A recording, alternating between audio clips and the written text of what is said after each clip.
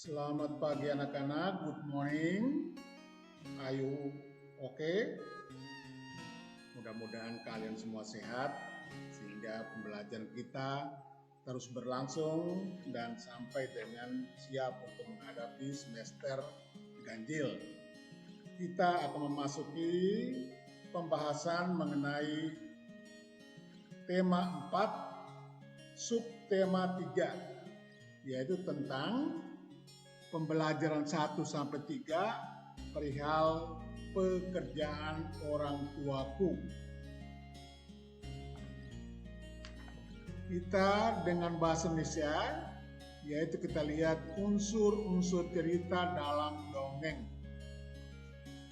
Dongeng adalah cerita yang tidak benar-benar terjadi.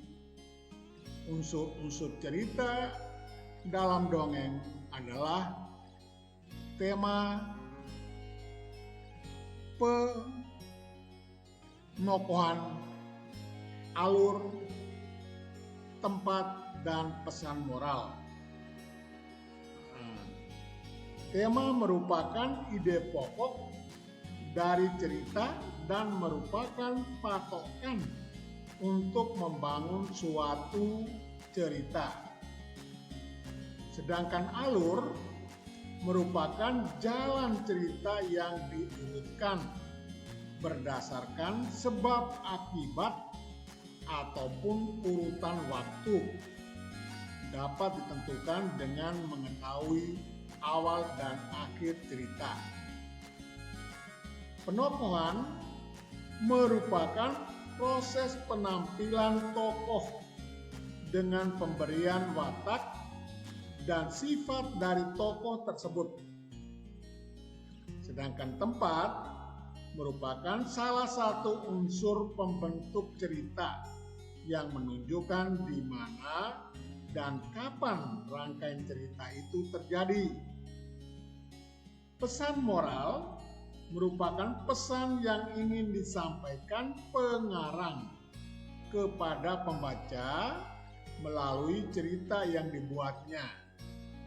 Dengan demikian, umumnya dongeng diceritakan dengan lisan secara turun-temurun untuk mewarisi pesan moral yang terkandung di dalamnya. Pesan moral dapat diketahui dari kejadian-kejadian yang terdapat di dalam dongeng. Dongeng dapat digolongkan menjadi beberapa jenis. Yang pertama yaitu fabel, yaitu cerita tentang binatang yang berperilaku seperti manusia. Contohnya kelinci dan anjing petani.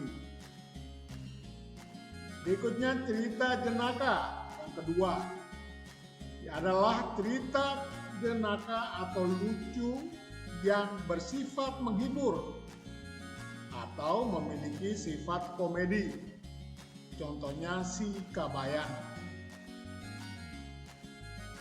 Jenis berikutnya yaitu legenda. Legenda adalah cerita yang berkaitan dengan asal-usul tempat. Contoh asal-usul Gunung Merapi, asal-usul Danau Toba, dan sebagainya.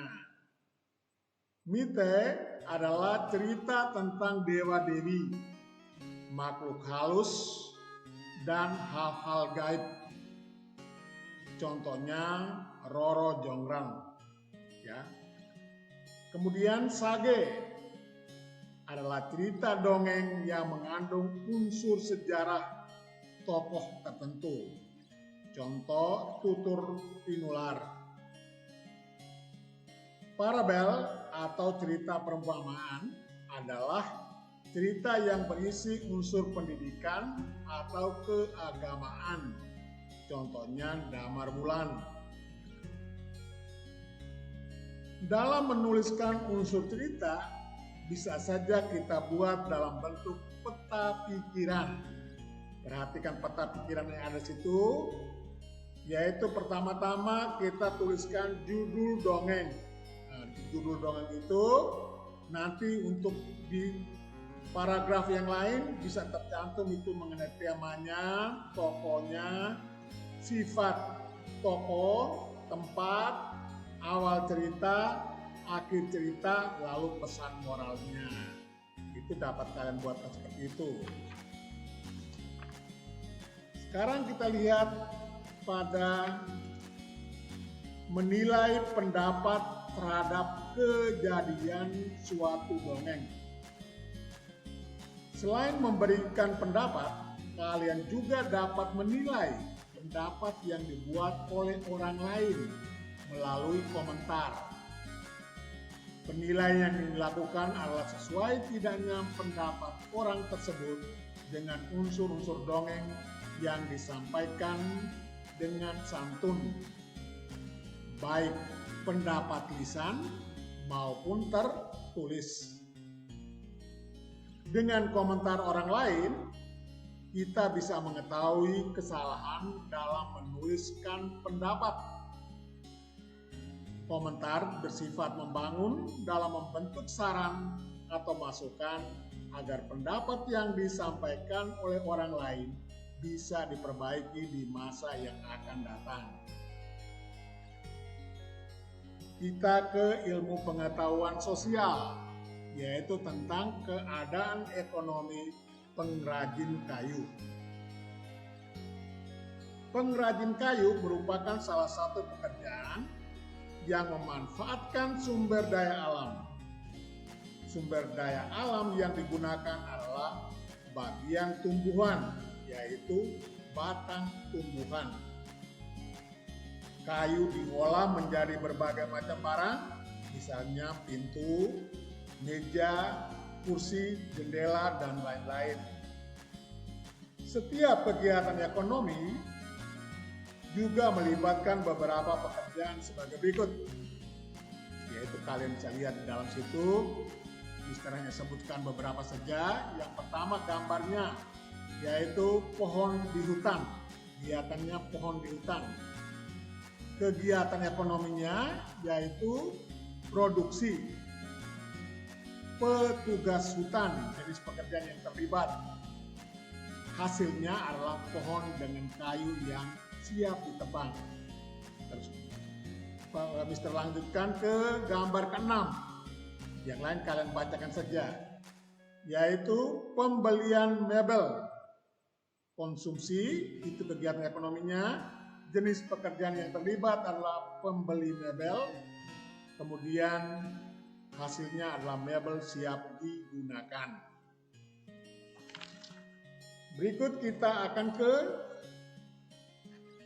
ilmu pengetahuan alam, IPA, yaitu mengenai kondisi hutan di Indonesia. Ya, masih terkait ya. Salah satu pulau di Indonesia yang sering diambil pohonnya adalah hutan Pulau Kalimantan. Memang Pulau Kalimantan itu dengan hutannya yang luas. Kalimantan memiliki hutan yang paling lebat dan merupakan paru-paru dunia. Mengapa dikatakan paru-paru dunia? Karena penghasil oksigen. Oksigen itu berguna bagi manusia di saat bernapas nanti. Kini pohon-pohonnya semakin berkurang karena sering terjadinya kebakaran hutan, penebangan hutan secara terus-menerus. Dikatakan penebangan ilegal juga bisa. Selain itu banyak hutan yang beralih fungsi menjadi lahan pertanian atau perkebunan. Kita dapat melakukan pelestarian terhadap hutan dengan cara-cara sebagai berikut. Akibat kebakaran tadi itu, yaitu melakukan reboisasi atau penghijauan kembali hutan yang gundul.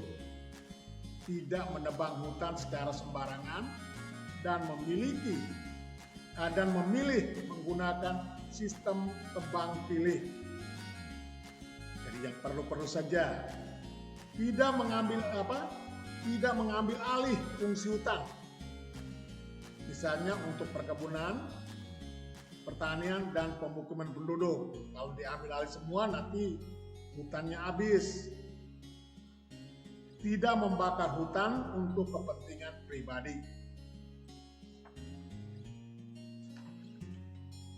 Pemanfaatan barang bekas kita lihat pemanfaatan barang bekas. Yang pertama adalah cenderamata atau souvenir. Merupakan barang yang diberikan sebagai kenang-kenangan atau sebagai pengingat suatu peristiwa atau kegiatan. Cenderamata juga dihasilkan di daerah wisata sebagai oleh-oleh bagi wisatawan.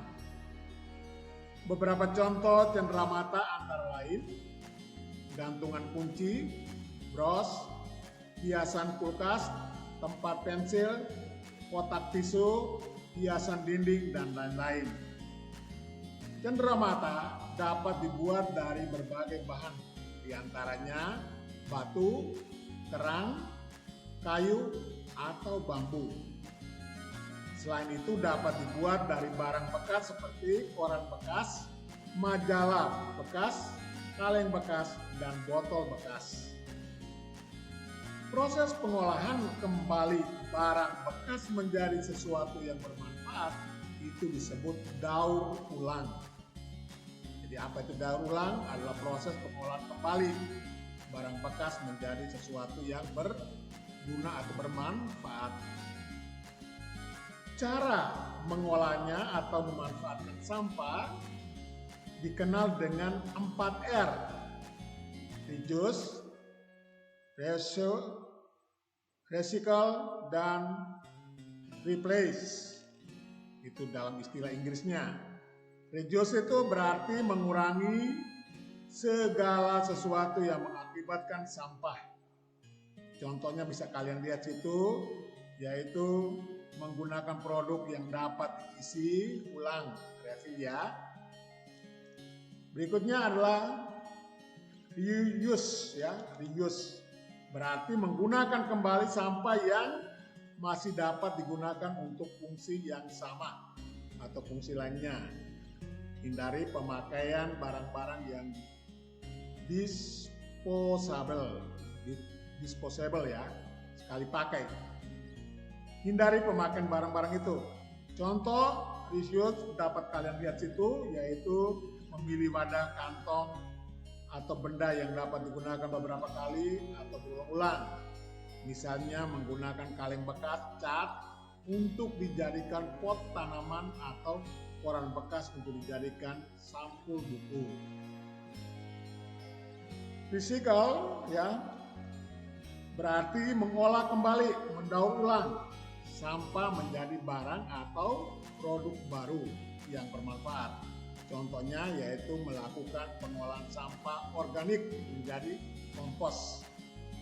Replace merupakan teknik mengganti penggunaan produk ke bahan yang ramah lingkungan. Nah, ini dapat kalian amati, yaitu bahwa barang-barang yang hanya bisa dipakai sekali dengan lebih tahan lama.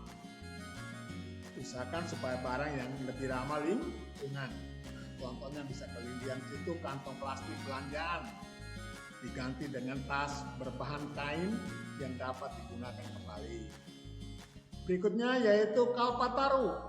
Itu adalah penghargaan yang diberikan kepada perorangan atau kelompok atas jasanya dalam melestarikan lingkungan hidup di Indonesia. Kata Kalpataru dari bahasa Sanskerta yang berarti pohon kehidupan. Jadi kalau penghargaan yang diberikan oleh pemerintah kepada perorangan, kelompok dalam hal lingkungan berarti itu namanya Kalpataru ya. Kemudian berikutnya yaitu penghargaan Kalpataru ini diberikan pemerintah, sudah disebutkan tadi ya. Tujuannya untuk mendorong peran serta prakarsa dan keterlibatan masyarakat dalam pelestarian fungsi lingkungan hidup serta memberikan penghargaan kepada masyarakat yang telah berusaha meningkatkan daya dukung lingkungan. Nah, itu tentang lingkungan, pemerintah memberikan penghargaan itu Kalpataru. Berikutnya tentang PPKN. Tentang PPKN ya. yaitu kita bicarakan mengenai makna sila ketiga Pancasila. Sila ketiga berbunyi Persatuan Indonesia. Ini dilambangkan dengan pohon beringin.